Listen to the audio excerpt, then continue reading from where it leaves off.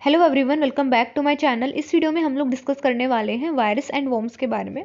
तो सबसे पहले वायरस को समझते हैं कि वायरस क्या होता है। देखो, वायरस की फुल फॉर्म है vital information resources under seize.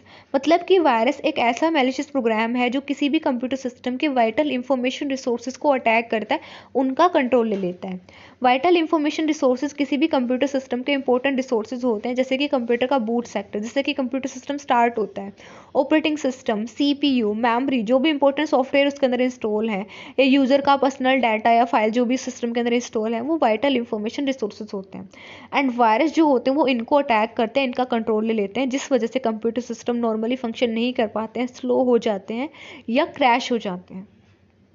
Virus एक टाइप का मैलवेयर होता है जो अपने आप को फाइल्स एंड प्रोग्राम्स के साथ अटैच कर लेता है। जब इन फाइल या प्रोग्राम को यूज़र ओपन करता है, शेयर करता है, तो इसके साथ जो वायरस है वो भी स्प्रेड हो जाता है एंड सिस्टम में जो भी इंपॉर्टेंट डाटा है, इंपॉर्टेंट फाइल्स हैं, उनको डैमेज कर देता है, सिस्टम को स्लो कर देता है एंड कई बार तो सिस्टम को क्रैश भी कर सकता है कि जो सिस्टम है वो इवन स्टार्ट ही ना हो, मतलब कि कुछ ही ना कर पाए, अनयूजेबल हो जाए। एक वायरस डिफरेंट तरीके से किसी भी कंप्यूटर सिस्टम में एंटर कर सकता है। मेल अटैचमेंट्स के थ्रू, अगर हमें किसी भी अननोन सोर्स से मेल आया है, उसमें अगर कोई फाइल वगैरह अगर हम उसको ओपन कर लेते हैं, तो हमारे सिस्टम में वायरस एंटर कर सकता है। कोई फेक सॉफ्टवेयर डाउनलोड के थ्रू हमारे सिस्टम में वायरस एंटर कर सकता है। अगर हम किसी अनसिक्योर वेबसाइट को विजिट करते हैं, जो HTTP वेबसाइट होती है, उसको अगर हम विजिट करते हैं तो हमारे सिस्टम में वायरस एंटर कर सकते हैं। एंड अगर हम किसी इन्फेक्टेड USB ड्राइव का यूज़ भी कर लेते हैं तो भी हमारे सिस्टम में वायरस एंटर कर सकते हैं। जैसे ही वायरस किसी भी सिस्टम में एंटर करता है, वो किसी भी फाइल या प्रोग्राम के साथ अटैच होकर सिस्टम में एंटर करेगा, ठीक है। एंड जब यूज़र उस फाइल या प्रोग्राम को ओपन करेगा तब वायरस एक्टिव हो जाएगा एंड जो अदर फाइल और अदर प्रोग्राम है उसके सिस्टम में, उनके साथ भी खुद को अटैच कर लेगा। एंड जब user in file and program वगैरह के थ्रू कुछ भी काम करेगा, इन फाइल्स को शेयर करेगा किसी दूसरे के साथ, तो उस दूसरे पर्सन के डिवाइस में भी वायरस जो है वो चला जाएगा, उसके डिवाइस को भी हार्म करना स्टार्ट कर देगा। बट यहाँ पे एक मेन पॉइंट क्या है कि अगर यूज़र उस इन्फेक्टेड फाइल को ओपन ही ना करे, उस इन्फेक्टेड प्रोग्राम को यूज़ ही ना करे, तो वायरस एक्टिव नहीं होगा। देखो, सबके कंप्यूटर सिस्टम में टाइम टू टाइम ऐसे वायरस के मेल्स वगैरह आते रहते हैं, मैसेज वगैरह आते रहते हैं। बट अगर हम उस मेल को ओपन नहीं करते हैं, उस फाइल को डाउनलोड नहीं करते हैं, उसको ओपन नहीं करते हैं, तो वायरस जो है वो हमारे सिस्टम में एक्टिव नहीं हो पाते हैं। वायरस को एक्टिव होने के लिए ह्यूमन एक्शन की रिक्वायरमेंट होती है। अगर वो ह्यूमन एक्शन नहीं होता है तो वायरस एक्टिव नहीं होता है।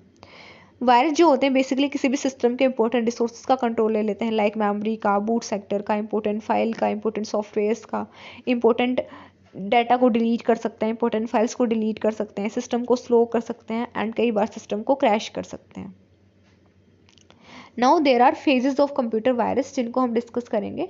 देखो, जो कंप्यूटर वायरस होता है वो ऐसे ही अटैक नहीं कर सकता है। उसकी मेनली 4 फेजेस होती हैं अटैक करने के लिए और अपना पर्पस पूरा करने के लिए। सबसे पहली फेज होती है डोर्मेंट फेज या इनएक्टिव फेज। इस फेज के ऊपर वायरस सिस्टम के अंदर छिपा रहता है और कोई भी नुकसान नहीं करता है सिस्टम को। देखो, हर वायरस की कोई ना कोई कंडीशन होती है एक्टिव होने के लिए जनरली, ठीक है। जो हैकर डिसाइड करता है कि वो क्या उसमें प्रोग्रामिंग कर रहा है, जैसे कि कोई पर्टिकुलर डेट, पर्टिकुलर टाइम या फिर पर्टिकुलर यूजर एक्शन हो सकता है वायरस को एक्टिवेट होने के लिए। अगर वो कंडीशन मैट नहीं हुई है तो वायरस जो है वो डोर्मेंट फेज में रहता है, इनएक्टिव रहता है। बट ये हर वायरस की कंडीशन में ज़रूरी नहीं है। कुछ वायरस ऐसे भी होते हैं जो सिस्टम के अंदर एंटर करते ही नुकसान करना स्टार्ट कर देते हैं, इमीडिएटली एक्टिव हो जाते हैं। नेक्स्ट है प्रोपोगेशन फेज या स्प्रेडिंग फेज। इस फेज के अंदर जो वायरस है वो खुद को कॉपी करना स्टार्ट कर देता है, मतलब कि जो सिस्टम के अंदर अदर फाइल्स वगैरह, अदर प्रोग्राम है और अदर एरियाज है, उनमें खुद को स्प्रेड करेगा, अदर फाइल्स के साथ खुद को अटैच कर लेगा, अदर प्रोग्राम्स के साथ खुद को अटैच कर लेगा और खुद को मल्टीप्लाई करना स्टार्ट कर देगा। इवन जो एक्सटर्नल डिवाइसेस किसी भी सिस्टम के साथ अटैच हैं, लाइक USB ड्राइव है या फिर जो उसके नेटवर्क में जो भी अदर डिवाइसेस रिलेटेड हैं, उनमें भी खुद को स्प्रेड करना स्टार्ट कर देगा। अब इस स्टेज के ऊपर यूज़र को नहीं पता है कि उसके फाइल्स वगैरह के साथ वायरसेस अटैच हैं, वो फाइल्स वगैरह एकदम नॉर्मली लग रहे हैं, बिकॉज वायरस कुछ भी हार्म नहीं कर रहा है। तो यूज़र अननोइंगली हेल्प करेगा वायरस को स्प्रेड होने में, ट्रिगरिंग फेज, ये एक्टिवेशन फेज होती है। इस फेज के ऊपर जो होता है, जो भी वायरस के स्पेसिफिक कंडीशन थी उसको एक्टिवेट होने के लिए, लाइक डेट, टाइम या फिर जो भी यूज़र एक्शन रिक्वायर्ड था, वो एक्शन हो जाता है, वो कंडीशन मेट हो जाती है, एंड अब जो वायरस है वो एक्टिव हो जाता है अपना एक्चुअल अटैक करने के लिए। नेक्स्ट फेज होती है डैमेज फेज या एग्जीक्यूशन फेज। इस फेज के ऊपर वायरस एक्चुअल में अपना पर्पस एग्जीक्यूट करता है, फाइल्स को हार्म करना, इंपॉर्टेंट डाटा को डिलीट करना, सिस्टम को स्लो करना, ठीक है, डाटा को मॉडिफाई करना, चुरा लेना यूज़र के पर्सनल डाटा को, या फिर पूरे के पूरे सिस्टम को ही क्रैश कर देना। Now there are types of virus. Virus के बहुत सारे टाइप होते हैं जिनको हम अब यहाँ पे डिस्कस करेंगे। सबसे पहला टाइप है बूट सेक्टर वायरस। ये जो वायरस होता है वो कंप्यूटर सिस्टम के बूट सेक्टर को इम्पैक्ट करता है। बूट सेक्टर क्या होता है? ये हार्ड ड्राइव का एक पार्ट होता है जिसमें कंप्यूटर की बूटिंग के रिगार्डिंग इन्फॉर्मेशन होती है। बूटिंग का मतलब होता है जब हम कंप्यूटर को ऑन करते हैं तो हमारा कंप्यूटर स्टार्ट होता है, ठीक है। तो ये जो प्रोसेस होती है कि हम कंप्यूटर को ऑन कर रहे हैं और कंप्यूटर स्टार्ट हो रहा है, that is the booting process. And ये जो वायरस होता है ये इस बूटिंग प्रोसेस को हार्म कर देता है, बिकॉज ये जिस एरिया के थ्रू ये बूटिंग होती है, जिसमें इस बूटिंग के रिगार्डिंग इंफॉर्मेशन होती है, उस एरिया को अटैक करता है, ठीक है। जिस वजह से कंप्यूटर की बूटिंग प्रॉपरली नहीं हो पाती है, इवन कंप्यूटर सिस्टम स्टार्ट ही नहीं हो पाता है अच्छे तरीके से, एंड जो भी उस सिस्टम के अंदर इंपॉर्टेंट फाइल है, डाटा है, उसको यूज़र एक्सेस नहीं कर पाता है। ये जो वायरस है वो बेसिकली जो आपके हार्डवेयर डिवाइसेस होते हैं, जैसे यूएसबी ड्राइव है, सीडी है, फिर एक्सटर्नल स्टोरेज डिवाइसेस होते हैं, उनके थ्रू सिस्टम के अंदर एंटर करते हैं। जैसे फॉर एग्जांपल है the Michelangelo virus. File infector virus, ये वायरस जो होते हैं बेसिकली फाइल्स के साथ खुद को अटैच करके सिस्टम के अंदर एंटर करते हैं और फाइल्स को इम्पैक्ट करते हैं जनरली, जैसे कि executable file. Basically executable file वो फाइल होते हैं जो जिसमें किसी भी पर्टिकुलर टास्क को करने के रिगार्डिंग इन्फॉर्मेशन होती है, जैसे कि आपके वेब ब्राउजर्स होते हैं, जैसे कि फायरफॉक्स है, गूगल क्रोम है, ठीक है। इनकी भी एग्जीक्यूटेबल फाइल होती है जिनमें इन्फॉर्मेशन होती है कि कैसे ये वेब ब्राउजर्स काम करेंगे, कैसे यूज़र की क्वेरी को प्रोसेस करेंगे, कैसे क्या ये फंक्शन करेंगे। गेम्स वगैरह की भी, मतलब लाइक हर प्रोग्राम की अपनी एग्जीक्यूटेबल फाइल होती है जिसके अंदर इंफॉर्मेशन होती है, इंस्ट्रक्शन होती है उस प्रोग्राम को कैसे यूज किया जाएगा और वो प्रोग्राम कैसे रन करेगा। अब अगर कोई भी वायरस इन एग्जीक्यूटेबल फाइल के साथ खुद को अटैच कर लेता है, इनको कंट्रोल कर लेता है, तो जो भी इनका प्रोग्राम है, जिसकी भी ये फाइल है, वो प्रोग्राम रन नहीं कर पाते हैं, वो अनयूजेबल हो जाते हैं। जो भी उनके अंदर इंपॉर्टेंट डाटा है, इंपॉर्टेंट फाइल है, वो करप्ट हो जाती हैं, डिलीट हो सकती हैं। For example the Cascade virus. Now the macro virus, ये जो वायरस होता है ये particularly Microsoft Word, Microsoft Excel ऐसे सॉफ्टवेयर्स को टारगेट करता है, ठीक है। ये मैक्रो लैंग्वेज में लिखे होते हैं। ये वायरस बेसिकली क्या करते हैं, जो हमारे डॉक्यूमेंट्स वगैरह होती हैं या फिर जो एमएस एक्सेल फाइल वगैरह होती हैं, इस टाइप की फाइल्स में खुद को कोड कर लेते हैं, ठीक है। मतलब कि दिखने में आपको वो पर्टिकुलर नॉर्मल डॉक्यूमेंट लगेगा कि ये तो वर्ड का डॉक्यूमेंट है, तो एक्सेल की फाइल है, लेकिन उस फाइल के अंदर इनका कोड होता है। जब हम उस फाइल को ओपन करते हैं या उस एक्सेल शीट को ओपन करते हैं, तो ये जो वायरस का कोड है वो सिस्टम रन कर लेता है एंड वायरस जो है वो सिस्टम के अंदर एक्टिव हो जाता है। एंड ये वायरस बेसिकली जो भी डॉक्यूमेंट्स हैं सिस्टम के अंदर, उनको उनका कंटेंट चेंज कर देता है, इन्फेक्टेड फाइल्स की कॉपी अदर्स को शेयर कर सकता है, या फिर जो भी यूज़र का डाटा है इंपॉर्टेंट उसको सील कर सकता है। कैसे स्प्रेड होता है ये? इन्फेक्टेड डॉक्यूमेंट्स के थ्रू स्प्रेड हो सकता है, यूएसबी के थ्रू, मेल के थ्रू स्प्रेड हो सकता है। For example the Melissa virus. Now polymorphic virus, ये भेस बदलने वाला वायरस होता है जो कि हर टाइम अपने कोड को चेंज करता है। लाइक एक फाइल के थ्रू वो सिस्टम के अंदर एंटर करेगा, जब वो अदर फाइल के साथ, अदर प्रोग्राम के साथ खुद को अटैच करेगा तो ये अपना कोड चेंज कर लेगा, ठीक है। जिसकी वजह से जो एंटीवायरस प्रोग्राम होते हैं वो इनको डिटेक्ट नहीं कर पाते, बिकॉज हर टाइम ये अलग फॉर्म यूज़ कर रहे हैं। ये बेसिकली इन्फेक्टेड फाइल्स के थ्रू, इन्फेक्टेड डाउनलोड्स के थ्रू या ईमेल अटैचमेंट के थ्रू किसी भी सिस्टम में एंटर करते हैं। ये सिस्टम के इंपॉर्टेंट डाटा को करप्ट कर सकते हैं एंड ये डिटेक्शन को अवॉइड कर देते हैं। मतलब कि इन्हें पहचान पाना और इनको रिमूव करना बहुत मुश्किल होता है, बिकॉज ये हर टाइम, हर फाइल, हर प्रोग्राम के साथ अलग कोड यूज़ करते हैं, अलग अपना फॉर्म यूज़ करते हैं। For example the storm worm. Now resident virus वो वायरस होता है जो कंप्यूटर के अंदर रिसाइड करते हैं, मतलब कि कंप्यूटर की जो मेमोरी है, जो रैंडम एक्सेस मेमोरी है, उसके अंदर रिसाइड करते हैं। एंड इस वजह से अगर जिस फाइल के साथ ये अटैच है, अगर उस फाइल को इवन डिलीट भी कर दिया जाए तो भी ये वायरस जो है उनको नहीं डिलीट किया जा सकता, बिकॉज ये कंप्यूटर की रैम के अंदर आ गए हैं। ये वायरस बेसिकली इन्फेक्टेड सॉफ्टवेयर्स के थ्रू, और कोई भी इन्फेक्टेड अगर हमने कोई फाइल वगैरह डाउनलोड करी है तो उसके थ्रू सिस्टम के अंदर एंटर करते हैं। ये सिस्टम को स्लो कर देते हैं, प्रोग्राम्स को क्रैश कर सकते हैं एंड फाइल्स को करप्ट कर सकते हैं। For example the Randex virus. Now multipartite virus. Multipartite virus, ये वायरस जो होता है ये जो है वो अलग अलग तरीके से कंप्यूटर को अटैक करता है, मतलब कि बूट सेक्टर को भी इम्पैक्ट कर सकता है जिससे कि कंप्यूटर स्टार्ट ना हो, एंड ऑल्सो जो फाइल वगैरह है उनको भी इफेक्ट करता है। मतलब कि ये बहुत डेंजरस वायरस होते हैं जो कि अलग अलग तरीके से, मल्टीपल तरीके से सिस्टम को हार्म करते हैं, सिस्टम को स्टार्ट होने में भी दिक्कत पैदा करेंगे एंड जो इंपॉर्टेंट फाइल है सिस्टम की उनको भी हार्म कर देंगे। ये बेसिकली इन्फेक्टेड स्टोरेज डिवाइसेस के थ्रू, लाइक पेन ड्राइव वगैरह के थ्रू एंटर करते हैं, या फिर जब हम कोई भी इन्फेक्टेड फाइल वगैरह को डाउनलोड कर लेते हैं तो ये सिस्टम में एंटर करते हैं। ये सिस्टम को स्लो कर सकते हैं एंड इंपॉर्टेंट फाइल्स को डैमेज कर सकते हैं, जैसे कि the Tequila virus. Now overwrite virus. Overwrite virus, ये जो वायरस होते हैं ये कंप्यूटर की जो ओरिजिनल फाइल्स होती हैं उनको डिस्ट्रॉय कर देते हैं, उनको ओवरराइट करते हैं। जनरली ये जो लोकल फाइल होती है कंप्यूटर सिस्टम की नॉर्मल वाली, उनको अटैक करते हैं, ठीक है, बिकॉज हम आगे जो वायरस पढ़ने वाले हैं वो भी इसी टाइप का है काइंड ऑफ। तो यहाँ पे आपको लिखना है कि जो लोकल फाइल होती है कंप्यूटर की, जो ओरिजिनल फाइल्स होती है नॉर्मल वाली, उनको ये अटैक करते हैं, उनको ओवरराइट कर सकते हैं, उनको डिस्ट्रॉय कर सकते हैं।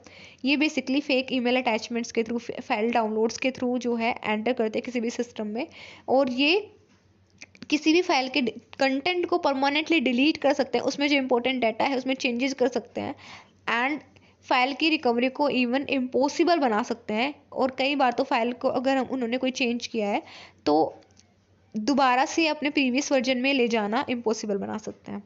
For example the TRG reboot virus. Now web scripting virus. Web scripting virus क्या करते हैं, ये जो वायरसेस होते हैं ये वेब ब्राउजर्स को अटैक करते हैं, लाइक गूगल क्रोम, ठीक है, फायरफॉक्स, मोजिला। इन वेब ब्राउजर्स को बेसिकली ये अटैक करते हैं एंड इन वेब ब्राउजर में अपने मैलिशियस स्क्रिप्ट्स को इंजेक्ट कर देते हैं।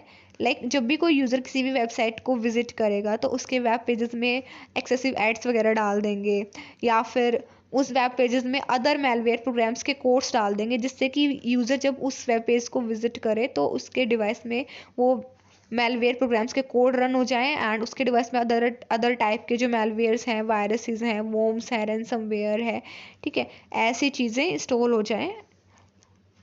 हाउ इट स्प्रेड्स, ये कैसे स्प्रेड होते हैं, ये बेसिकली इन्फेक्टेड वेबसाइट्स के थ्रू स्प्रेड होते हैं किसी भी सिस्टम में, ठीक है, बिकॉज वेब ब्राउजर में तो अटैक जनरली वेबसाइट के थ्रू ही होगा। और कई बार अगर कोई भी मैलिशियस लिंक किसी भी फाइल वगैरह का हमें शेयर हुआ है, किसी वेबसाइट के कंटेंट का शेयर हुआ है, तो उसके साथ भी ये जो वायरस है वो एंटर कर सकते हैं। ये बेसिकली यूज़र के डाटा को स्टील करते हैं, यूज़र को रिडायरेक्ट कर सकते हैं फेक वेबसाइट पे, और डिफरेंट टाइप के जो अदर मेलवेयर हैं उनको इंस्टॉल करने का मेनली ये काम करते हैं। For example the JS redirect virus. Now what is worm. देखो वॉर्म और वायरस जो है बेसिकली हम कई बार रियल लाइफ में इंटरचेंजेबली यूज़ करते हैं, बट ये दोनों डिफरेंट होते हैं। जो वॉर्म होते हैं वो ऐसे मैलिशियस प्रोग्राम होते हैं जो कंप्यूटर में और कंप्यूटर नेटवर्क में बिना किसी होस्ट फाइल के स्प्रेड होते हैं। देखो मैंने आपको बताया था कि जो वायरसेस होते हैं वो ऐसे मेलवेयर हैं जो अपने आप को फाइल्स एंड प्रोग्राम्स के साथ अटैच करते हैं। जब इन फाइल प्रोग्राम को ओपन किया जाता है तभी ये एक्टिव होते हैं, बट वॉर्म के केस में ऐसा नहीं है। वॉर्म इंडिपेंडेंट होते हैं, वॉर्म को कोई रिक्वायरमेंट नहीं होती किसी भी होस्ट फाइल की, किसी भी फाइल के साथ, प्रोग्राम के साथ खुद को अटैच करने की। ये बिना किसी यूजर एक्शन के एक्टिवेट हो सकते हैं, इन्हें किसी यूजर एक्शन की भी रिक्वायरमेंट नहीं है। मतलब कि अगर यूजर, जैसे कि वायरस के केस में अगर यूजर फाइल को ओपन नहीं करेगा तो वायरस एक्टिव नहीं होगा, बट वॉर्म के केस में ऐसा नहीं है। वॉर्म सिस्टम के अंदर एंटर करेंगे, खुद को कॉपी करेंगे, मल्टीप्लाई करेंगे, सिस्टम के रिसोर्सेज का यूज करेंगे, मेमोरी का, प्रोसेसिंग का, ठीक है, इंटरनेट का, बैंडविड्थ का, और जो है अपना हार्म कोज करेंगे। इनको कोई रिक्वायरमेंट नहीं है किसी भी फाइल के साथ खुद को अटैक करने की या फिर यूज़र के एक्शन की। जो वॉर्म होते हैं वो बेसिकली वायरस से कहीं ज़्यादा डिस्ट्रप्टिव होते हैं, बिकॉज ये जो है वो कंप्यूटर सिस्टम की एंटायर परफॉर्मेंस को ही हार्म कर देते हैं, सिस्टम को स्लो कर देते हैं, और पूरे के पूरे जो नेटवर्क है, लाइक अगर 10 डिवाइसेस का एक नेटवर्क है, 10 डिवाइस आपस में कनेक्टेड है, उस पूरे के पूरे नेटवर्क को ही हार्म कर सकते हैं।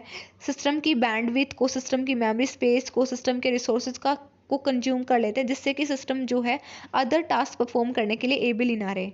देखो यहाँ पे फॉर एग्जांपल मैं आपको बैंडविड्थ का एग्जांपल देती हूँ। बैंडविड्थ का मतलब होता है कि एक टाइम पे सिस्टम इंटरनेट के थ्रू कितना डाटा शेयर कर पाएगा, ठीक है।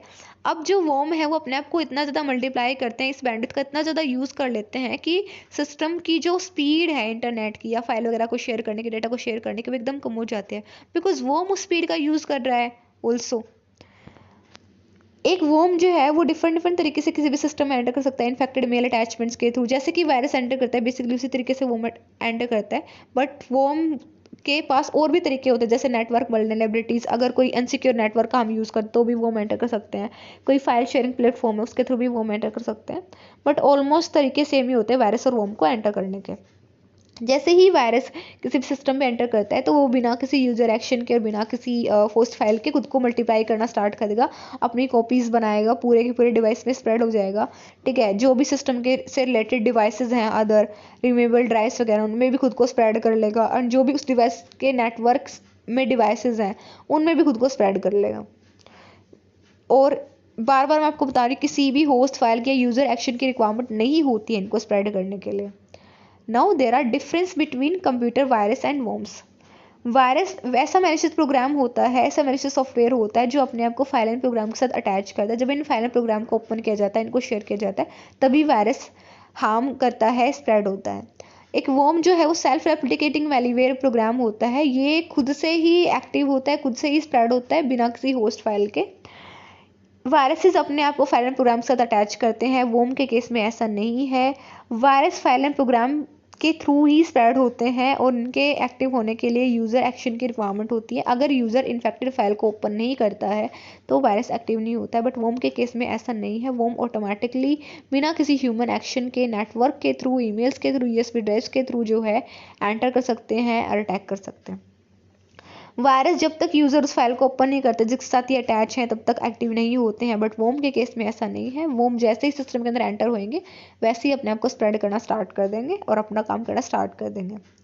वायरस बेसिकली फाइल्स वगैरह के ऊपर अटैक करते हैं, लाइक इंपॉर्टेंट रिसोर्सेज जैसे कि डाटा वगैरह है, या इस चीज़ों को डिलीट कर देंगे, इन चीज़ों को ही हार्म करेंगे। बट वोम जो होते हैं वो और ज़्यादा डिस्ट्रक्टिव होते हैं, ये यूज़ करते सिस्टम के अपने रिसोर्सेज का, लाइक मेमोरी का यूज़ कर लेंगे। ठीक है, मतलब कि ये मेमोरी में अपनी भर भर के कॉपीज डाल देंगे जिससे कि मेमोरी स्पेस कम हो जाएगा, कंप्यूटर की परफॉर्मेंस हार्म हो जाएगी।